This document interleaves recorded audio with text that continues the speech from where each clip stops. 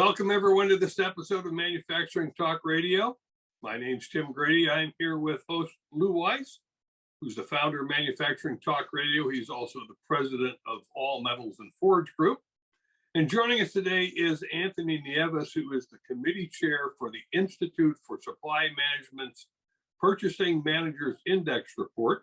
It's a composite index that talks about services. So, Anthony, how's the services sector doing? Well, it depends on who you ask. Some will say it's still, growing incrementally here. We're, 50.3 on the composite index versus the 51.9 last month. And some folks will say, hey, the sky is falling. It's pulled back some. The economy's slowing. And that is, we're still growing month over month, albeit not as fast as we've had in previous months, but it's still growing. And we look at what comprises this composite index, the four indexes: new orders, employment, supplier deliveries, business activity. They've all had some pullback. The two biggest contributors to this composite index slowing month over month is the fact that employment hit contraction at 49.2 and supplier deliveries at 47.7. I will point out that we know that capacity and logistics improvements have contributed to the supplier deliveries being faster, as well as the reduction in backlog orders.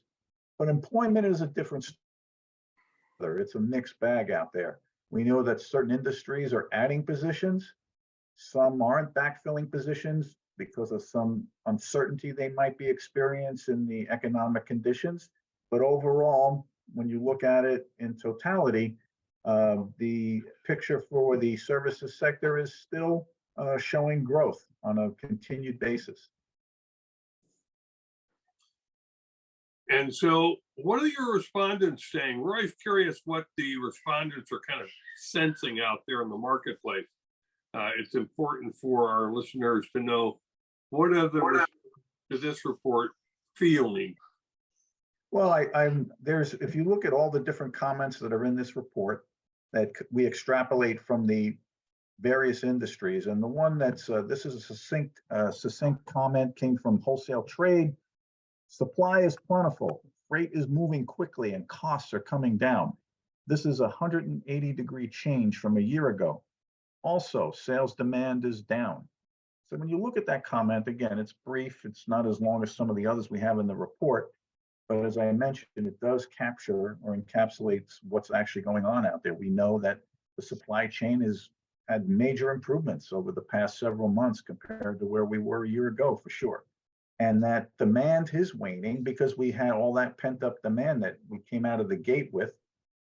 People were focused on continuity of supply, the supply and demand, to where the demand was so much stronger or greater than the supply that pricing was driven higher because of that. So now we're starting to see, as you look at the report, prices are moderating, still growing month over month, but not at the extreme rate of growth that we had seen in the past, up in that 80 percentile range for the index. And now we're down on prices.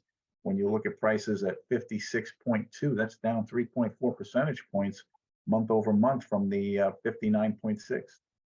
So things are, still on an even keel here. There's still some stabilization that we're seeing, not only in prices, but overall in general. So I'll take growth month over month, not to sound like the consummate optimist, but growth is growth, and month over month growth, I'll take it. Anything above 50 works for me.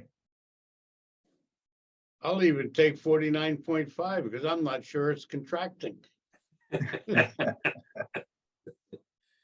Anthony, is there ever a point where the manufacturing report on business and the services report on business are roughly running the same numbers? In my observation over the last many months with you guys, they seem to be 4 or 5 points apart, generally with services above manufacturing. Yeah, I mean, it really, if you think about it, it's two different sectors, completely different sectors.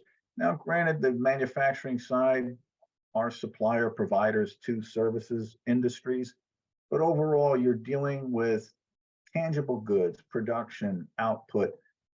things that are more defined than what you see in the eclectic nature of the services industry, where some of these companies, like the biggest contributor is real estate rental and leasing, is huge, right? And then you can move into management of companies and support services, healthcare and social assistance. The deliverables from some of the industry sector, from this sector, some of the industries is nothing but services. And the biggest, largest single variable expense in service industries is labor, right? It's more about labor, it's more about service, it's less reliant on tangible goods. In this sector, there is the utilization of tangible goods all across the board. But when you get outside of retail and some of the other consumer aligned type industries, you don't see as much on the tangible goods side. Maybe the movement of it, like wholesale trade or transportation. We watched the employment number come out, and it was very strong, surprising, I think, all of the prognosticators who didn't think it would be that strong. Most of that is absorbed in the services sector. Is that right? Yes. And when you look at the various industries in the services sector, even though the index reflects contraction, 49.2, and I'll explain that what we're measuring is change month over month. So they could be still adding jobs every single month, just less jobs than they were the month before. And we're measuring in totality across those 18 industries. We had 9 industries that reflected an increase in jobs. We had 7 that reflected a decrease in jobs and 2 unchanged out of those 18 industries. And it's measuring again in total, in totality. Keep in mind, unemployment figure did go up from that jobs report. It went to 3.7. So, and then look at certain industries like the leading industry in services for adding jobs this past month, the month of May, was accommodation and food services. And they're still struggling to find workers. You know, it's a tedious industry, tough industry, doesn't pay as well as some other industries. And yet, you know, they're still trying to add. There's other industries, and this is coming directly from the respondent comments, where they say, hey, we're going to hold on a little bit. We don't know the direction of the economy. We're softening a little bit here, a little bit of a slowdown as far as rate of growth. So let's hold on, since I mentioned earlier about that variable expense being labor for the services. But I'm looking at also the increase in the unemployment number from 3.4 to 3.7, which I find a little unusual. I guess it's all how good the government does its math. Yes, well, Wasn't me. I didn't say anything. we just pick on the government as a whole, not any particular political party. So Anthony, how are the supply chain managers feeling at this point? They seem to have gotten all the wrinkles and kinks out of the system. Are they still in that mode of how do we improve from here, or are they comfortable? well, they need to improve, because if you look at the inventories index at 58.3, up 11.1 percentage points, they're still trying to find that right size for in. And part of what's contributing to that is not just the faster deliveries and the reduction in backlog. Think about this. I mentioned that we had this challenge with continuity of supply. So these supply managers were increasing order frequency, order quantity. And so there are certain commodities that are in inventory that are just overstocked. And that's outside of the PPE. If you talk to some of the folks in transportation and warehousing, they will tell you that there's some retail stock out there that's sitting in warehouses that they don't know how long it's going to take to burn that off. And again, you know, we're still measuring that inventory change month over month. So there's an increase there. I think that with cycle time being what it is, we might see this, you know, starting to stay hovering around that mid-15 range going forward. Again, this is another strong report. It's not up in the rarefied air of the 60s, but there's nothing particularly alarming in this report, unless you want to bring something up, Anthony, that you were concerned about.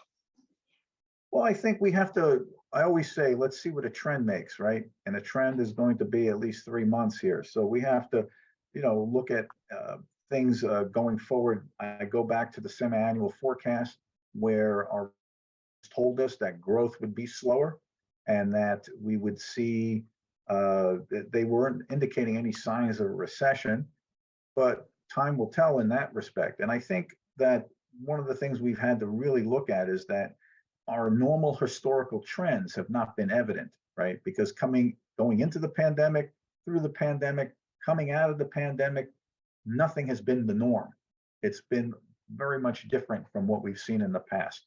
In the past, we knew that the services sector would start to slow down in the summer months and then pick up again in the fall and have that transition going into the holiday season. Last year, we didn't have that at all. We just kept going gangbusters because of all the pent up demand. So, we were so high and that baseline changes each month. So we're going to have to wait and see what evolves here. Manufacturing is another one, and Lou knows this better than anybody, but manufacturing always had slowed down in the summer months as they looked at holidays and some plant closures. And there was also capital improvements, plant improvements, revitalization going on at that particular point in time. And so we'll have to, I think, right now the consumers are spending less on tangible goods and more on experiences at this juncture. So again, let's see what June brings in July, and hopefully we stay on this path of sustainable growth. To your point about manufacturing and the summer months, last summer excluded from that because there was a huge amount of pent up purchasing and new orders during June, July, and August was very much unlike normal past summers. This year, June, July, August, you're right. Who knows what's going to happen? Things have been on the manufacturing side. Things have been, really, sort of tightening and below that 50 mark. But yet, people are having a hard time getting employees. They don't want to lay off employees because it was too hard to get them in the first place. And I'm assuming that on the services side, it's not too dissimilar. No, very much so. It's very similar. And I appreciate that, Lou. You make me sound like I almost know a little bit about manufacturing. Maybe you're going to wind up doing both reports. We did that 1 month. It was a little scary for me. I think that's back when Brad went on his honeymoon and Tim was transitioning to take over the chair. And then I even tried to pull some people out of retirement to do the report that month, and I wound up having to do it. You just wung it. Yeah, I was thinking, well, it's not a sector I ever worked in. It's been strictly services my whole entire adult life. So never even came close to manufacturing. Yet, I will say, not to go off on a tangent, but doing enough job task analysis and my involvement with ISM over the years and all this certification process that you go through and all that, and accreditation, everything else, you have to understand those fundamentals and concepts of that. And to bring it all home, when ISM back in 1990 went through this job task analysis and looked at the commonality between all industries in both sectors, and they all had common things going on. It was the only difference was in the acquisition of real estate. Everything else was similar, from how you do a bid process to the manufacturer resources planning. You can apply it to any of the services industries. Most notably, I come from accommodation and food services. When I would teach people about component explosion, I say, look at it as like a bill of materials is nothing different than a recipe in a kitchen or a restaurant. And if you have common menu items and component explosion across the board when you're managing your inventories and your order quantities, it's all about that. Same thing, capacity requirements planning. So you see the correlation there. Yeah, business is business. And there's Right. certain commonality within that regard. Business is business. And you have You might call them by different names, but you still have the same issues. You've got employment issues, you got inventory issues, you got logistics issues, you have all the same stuff. So to your point, I agree. Even your issues have issues. This is true. Anthony, you mentioned at the top of the show, I asked how a service is doing, and you said depends on what sector you're in. What sectors are strong and what sectors are not as strong? Well, it's kind of where we're still seeing like accommodation and food services is doing well.